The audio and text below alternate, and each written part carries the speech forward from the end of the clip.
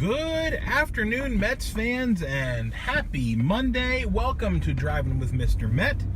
I am Mr. Met, and I am happy as I have been in a long time. The Mets have started the season 7-1, the best start in since 2006, rather.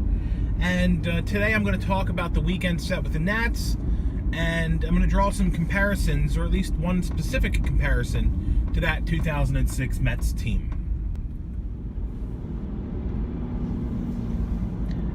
If you are a fan of the Washington Nationals, and I don't know why you would want to be, but if you were, I could see why you'd be a little bit pissed after this weekend's series. The Mets took the opening game, spoiled the home opener, and that was pretty much a one-sided affair. But the weekend series, the two games over the weekend, were anything but one-sided. In fact, they were really tooth and nail affairs back and forth. And you could blame, you could really take offense to the way the umpires handled the Saturday game. The Rendon and Martinez ejections were absurd at best. So, I mean, look, if you're a Nationals fan, it sucks, but hey, guess what? It sucked to be a Mets fan for a while there, and it's about time that we start getting some breaks going our way. But at the end of the day, we had two pitching performances over the weekend from Steven Matz and from Matt Harvey. Matz had the better line of the two. Harvey wasn't so great in his second start of the season, but I do like that he battled through, and he only did end up giving up three runs. Yeah, 3 runs. 3 or 4, I don't remember, 3 runs or 4 runs, doesn't matter. It wasn't a great start. Matz, however, on Saturday was really, really good. It was nice to see Steven come out and get a good start against a really good team in the Nationals, who, I think are clearly hurting without Murphy in their lineup. But still, I mean, you got to win without your best players. That's what the good teams do. And it's what the Mets weren't able to do last year. And if the Nats can't win without Murph, oh well, sucks to be the Nats.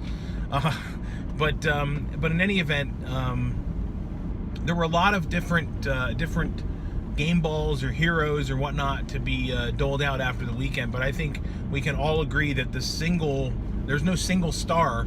The star belongs in the bullpen. This Mets bullpen this year has been out of this world, lights out, friggin' ridiculous. The combination of Gsellman and Lugo out of the pen have been an absolute revelation. They've been fantastic. They were both really good yesterday, despite the fact that Gsellman did end up giving up the Mets, or I guess earning the Mets' first blown save of the year. But that one was on Gsellman for letting the game get tied up in the later innings. But how about Jacob Rhame coming in to earn a save while Familia sat in the bullpen? What does that tell you about Mickey Callaway and the pulse he has on this team in the early season? To me, it says this guy's pulling all the right buttons, pulling all the right levers and pushing all the right buttons, and he hasn't had a misstep yet. Even when it looks like there's been a misstep, it seems to work out in his favor. So that's a good thing. I will absolutely take it. But the other thing to point out as well, that comparing the team to 2006, the Mets bullpen in 2006 was a quiet strength of that team, and so far in the short season in 2018, that has been the same. The Mets bullpen has been dynamic and outstanding. Shifting gears a little bit to the opposite side of the ball, to the offensive side of the ball, the other comparison I'll make to 2006 is the fact that that team, top to bottom in their lineup, was filled with contributors.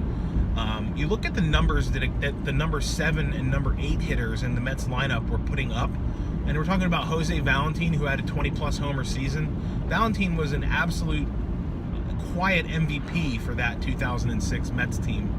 And, seeing Adrian Gonzalez hit that grand slam last night, just another contribution from another player on this team. Todd Frazier, despite his low batting average, has contributed so far this season. Ahmed Rosario has contributed this season. Both the catchers have contributed. Nimmo and Lagares have contributed. Cespedes has contributed. Bruce Conforto in his first day back. I mean, this is such a balanced again, early season, but such a balanced attack that the Mets have, where it seems like anyone in the lineup can do damage. And again, it just seems like Mickey's putting them all in the right place to succeed. So if I seem overly happy, it's because I am. I'm obviously thrilled to be 7-1 right now. Before I recorded this, I saw a text. Okay, this person's going to go in front of me, and that's fine. Before I recorded this, I saw a text from my buddy Steve Panzer, who pointed out, or I guess it wasn't. It doesn't matter. The ESPN Power Rankings. It was ranking the Mets 9th at the present time, which just makes me laugh. It just furthers the proof that ESPN is a freaking joke and doesn't understand the concept of evaluating a team for as it currently stands. And of course, the Nationals and the Dodgers both power ranked ahead of the Mets, despite the fact that both teams have more losses by a landslide than the Mets. In fact, if you total up their wins, they're only two wins better than what the Mets have right now by themselves. So whatever, ESPN, you can stick your power rankings up your ass, and maybe Jessica Mendoza can make a comment that's wrong about them in the process. Don't get me started on ESPN. So that's going to wrap it up for today. I will be back tomorrow. The Mets are in Miami for a 3-game set with the lowly Marlins. I do hope that this Mets team can do what the 2006 team did, which was to play up to all competitors, including the bad ones. Previous Mets teams in recent years have never played their best baseball against bad teams. They've always seemed to sort of slack off a little bit. And I'd love to see the Mets tonight come out on fire and just really take it to the Marlins and beat up on them the way they're supposed to, as Keith would call a second division team. So looking forward to that. Looking forward to Noah Syndergaard taking the mound and lowering his 5.40 ERA on the early season, cutting that thing in half and putting up some dominant numbers tonight.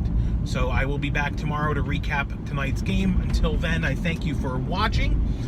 Follow me on Twitter at Mr_Met. You can post comments there or in the comments section below this video. And until tomorrow, as always, let's go Mets.